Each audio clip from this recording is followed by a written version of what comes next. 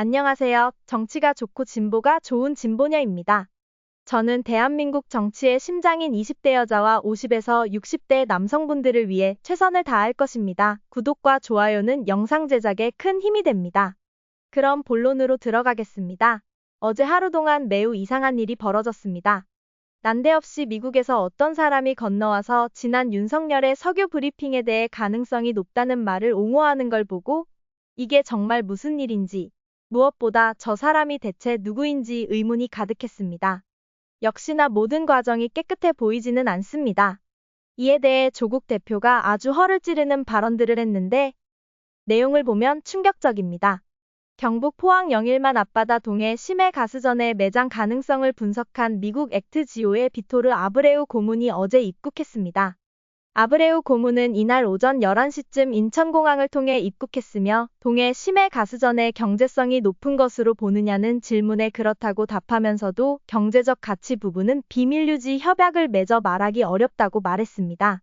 발언을 더 살펴보면 그는 지난 발표 이후 한국 국민에게서 많은 의문이 제기됐다고 들었다며 이 아주 중요한 프로젝트에 대해 더 분명하고 더 나은 답변을 위해 입국했다고 말했습니다.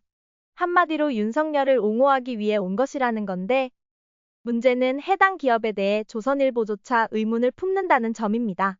액트지오는 140억 배럴에 이르는 대규모 가스전을 분석한 기업이지만 인력 규모와 전문성에 대한 의구심이 지속적으로 제기된 바 있습니다.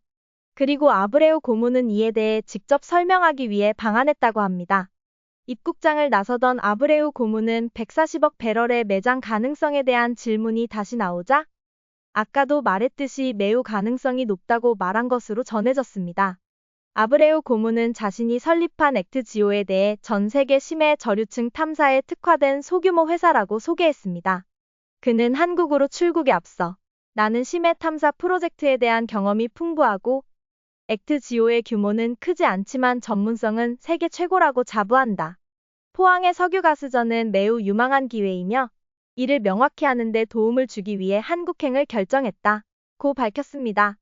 브라질 국영 석유회사 페트로브라스와 미국 최대 석유가스 업체인 엑손모빌 출신인 아브레우 고문은 미국 퇴적 지질학회 회장을 지냈고 1999년부터는 강의를 맡은 미국 라이스 대학의 겸임 교수로 있습니다.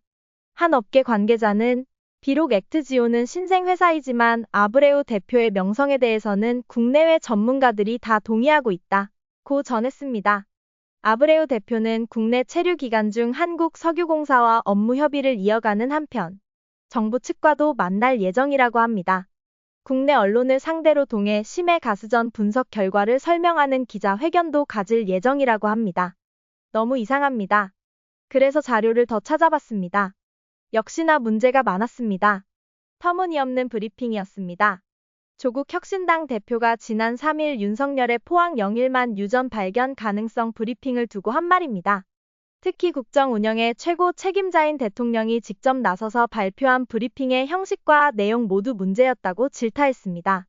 다시 말해 짊어진 책임만큼 무거워야 할 대통령의 연설이 대한민국 정부 부처도 아닌 미국의 한 탐사업체의 물리탐사 분석 보고서만 기반으로 발표되었다는 지적이었습니다. 실제로 윤석열의 포항 영일만 유전 발견 가능성 브리핑은 그의 취임 후 첫 국정 브리핑이었습니다.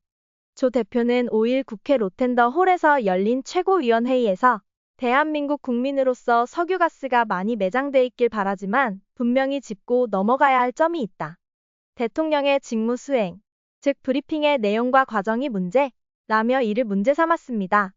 그는 윤 대통령의 브리핑에서 매장이 확인돼 채굴한다는 확정된 내용이 아니라 가능성이 있다는 것이라며 이 또한 대한민국 정부가 최종적으로 확인한 내용이 아니라 미국의 한 평가 업체가 내놓은 것이고 이 업체는 1인 기업이란 보도도 나왔다고 꼬집었습니다. 이어 대통령은 국정 최고 책임자다. 윤 대통령이 국정을 마지막까지 책임져야 한다. 그런데 대한민국에 대한 책임감이라고는 전혀 없는 미국 1인 사기업 보고서를 믿고 대통령이 직접 발표했다. 대한민국 정부와 전문가 관련 기업들은 다 어디 갔나? 라고 반문했습니다. 또한 주무부처인 산업통상자원부는 장관 브리핑 배석 사실을 브리핑 1시간 전에 알았을 정도로 주먹구구식 브리핑이었다며 문제의 보고서에 대한 산업부 차원의 점검이 있었는지 확인해야 한다고 강조했습니다. 해당 보고서의 신뢰성은 추후 국회에서 엄밀히 따질 것이라고 경고했습니다. 이뿐만이 아닙니다. 정부가 애써 숨기려는 내용도 직격했습니다. 조국 대표는 이제 대통령이 유전 가능성을 발표해버렸으니 정부는 꼼짝없이 시추를 통해 돈을 쏟아부어야 한다. 자그마치 5천억 원이다. 라며 윤석열의 브리핑으로 인해 이 사안이 VIP 관심사로 격상됐다는 점을 지적했습니다. 추후 포항 영일만 앞바다 유전의 매장량과 경제성을 따지는 과정에서 문제가 발생하더라도 정부 부처 입장에서 쉽게 변경하거나 철수하기 어렵게 됐다는 얘기입니다. 그는 또한 이런 상황을 예상했을 대통령실과 소관부처 공무원들은 무엇을 하고 있었냐고 따졌는데 대통령실은 브리핑 시작 8분 전에 언론에 일정을 공개했고 대통령은 고작 4분 발표 후 질문도 받지 않고 자리를 떠났다며 저도 청와대 수석과 장관으로 일했지만 이런 엉터리 비서실과 아니면 말고식의 정부는 처음 본다. 고 개탄했습니다. 이어 윤 대통령은 그렇다고 치더라도 대통령실과 정부에서 연봉을 받는 고위 공직자들은 무엇을 하고 있었나? 유전 가능성을 발표하고 잘 안 되면 또 어떤 핑계를 댈 건가? 아니면 시추 작업을 정권 지지율 상승을 위한 도구로 사용하려고 일단 발표한 건가? 라며 워낙 황당하게 국정을 운영하니 국민 신뢰가 바닥을 친다. 그러니 대통령이 중요 발표를 할 때마다 네티즌들이 천공이라는 해괴한 인물이 비슷한 말을 했는지 찾아보는 것 아니냐? 라고 했습니다. 누가 봐도 아니면 말고식의 국정 운영 쇼를 할 게 아니다. 국민이 진짜 필요한 게 무엇인지를 찾아보라. 못 찾겠다면 저에게 물으라. 아주 소상히 가르쳐 드리겠다. 고 말했습니다. 조국 대표가 지적한 내용들은 모두 상식적인 내용들입니다. 결국은 이런 상식적인 말만 해도 비판이 될 정도로 이 정부가 현재 비상식적이고 엉망이라는 것 아니겠습니까? 앞서 언급했듯 이제는 조선일보조차 의문을 품을 정도죠. 앵커는 대통령을 못 믿겠다는 말까지 했습니다. 윤석열의 포항 영일만 석유가스 매장 가능성 발표 이후 그 내용의 신뢰성을 두고 방송사와 신문사들이 의구심을 제기하고 있습니다. TV조선 앵커는 믿을 수 있느냐는 의구심도 적지 않다고 했고 JTBC 앵커는 국민으로서는 궁금한 점이 많다고 했습니다. 앞서 조 대표가 지적한 것처럼 시추 확인도 아닌 물리탐사의 가능성만 믿고 대통령이 직접 발표했어야 할 일이냐는 비판도 제기되고 있습니다. 윤정호 TV조선 앵커는 4일 저녁 메인 뉴스구의 톱뉴스 앵커 코멘트에서 본격적인 탐사가 곧 시작될 걸로 보이는데 내년 상반기에 어떤 결과가 나올지 흥분하지 말고 차분히 지켜보는 게 좋을 듯하다. 고 밝혔습니다. 그는 이어진 리포트에서 미국 분석 업체의 방안이 의심을 잠재울 수 있을까? 라는 코멘트에서 이번 석유가스 발견에 기대가 커지는 한편 믿을 수 있느냐는 의구심도 적지 않다며 특히 이번 탐사에서 심층 분석을 맡았던 미국 액트지오사가 규모가 적고 회사가 외형적으로 열악해 보인다는 지적도 나온다고 했습니다. 액트지오사를 두고 TV조선은 일각에선 회사 규모가 10명 이하로 작아 신빙성이 낮다는 지적도 있지만 전문가들은 충분히 전문성이 있다고 평가한다. 어떤 전문가도 100% 확률로 석유 매장 여부를 가려낼 수 없기 때문에 최종 결과가 나올 때까지는 신중해야 한다. 는 지적이 많다고 보도했습니다. 한편 윤정호 앵커가 일각에선 아직 실제 매장이 확인된 것도 아닌데 대통령이 직접 발표할 만큼의 사안이냐? 는 말도 나온다고 지적하자 박상현 TV조선 기자는 스튜디오에 출연해 유전개발 같은 에너지 정책은 정부의 의지가 굉장히 중요하다. 고 말했습니다. 또 정부는 다각적인 데이터 분석 결과 충분한 가치가 있다고 판단해 대통령이 직접 발표했다고 밝혔습니다. 윤 앵커는 앵커 칼럼 불씨를 꺼뜨리지 않는 한에서 다시 등장한 동해는 최대 추정량이 세계 매장량 25위권 수준이다. 라고 말하기도 했는데요. 그러면서도 하지만 갈 길이 멀다. 3단계 시추를 거치는데 10년이 걸린다. 시추 성공률이 20%로 높다지만 뒤집으면 실패가 80%다. 라고 경계했습니다. 그는 내년 상반기면 천운이 우리 편인지 판가름 난다. 그때까지는 희망의 불씨로 가슴에 고이 품을 만하다.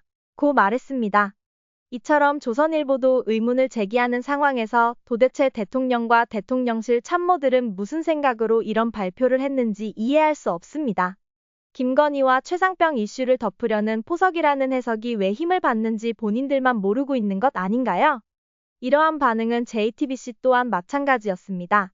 한민용 JTBC 앵커는 이날 뉴스룸 톱뉴스 5번 안에 성공, 연말 시추 계획 앵커 코멘트에서 정부에서는 어제 발표보다 한 발 더 나아가 대통령이 언급한 140억 배럴보다 더 많이 묻혀 있을 수 있다고 기대감을 키우는 목소리까지 나오고 있는데 이런 정보를 바라보는 국민으로서 여전히 궁금한 점이 많은 상황이라고 했습니다. JTBC는 시추에 성공하더라도 격생산까지 10년 이상 남은 만큼 성급한 기대감은 독이 될 수 있다는 비판도 있다고 보도했습니다. 한민용 앵커는 이와 관련된 신중론에 대해 정부는 자신감과 기대감을 내비치고 있지만 신중론도 적지 않다고 하기도 했습니다. 이제는 공포 그 자체입니다. 목적도 모르겠고 자신들이 세운 이상한 목표로 가는 과정조차 도무지 그 취지를 알 수가 없습니다. 차라리 솔직하게 말하는 게 낫겠습니다. 윤 대통령 자신은 김건희 말고는 아무것도 모르고 국정 운영은 소질도 없으니 기대는 버려라. 모든 건 본인들을 지키기 위한 일이라고 말이죠. 차라리 그게 낫지 않겠습니까? 남자가 치졸하게 대체 뭐 하는 건지 모르겠습니다. 영상 마치겠습니다. 여러분의 구독과 좋아요는 영상 제작에 큰 힘이 됩니다. 혁명을 위해 힘을 보태주세요. 진보녀였습니다. 감사합니다.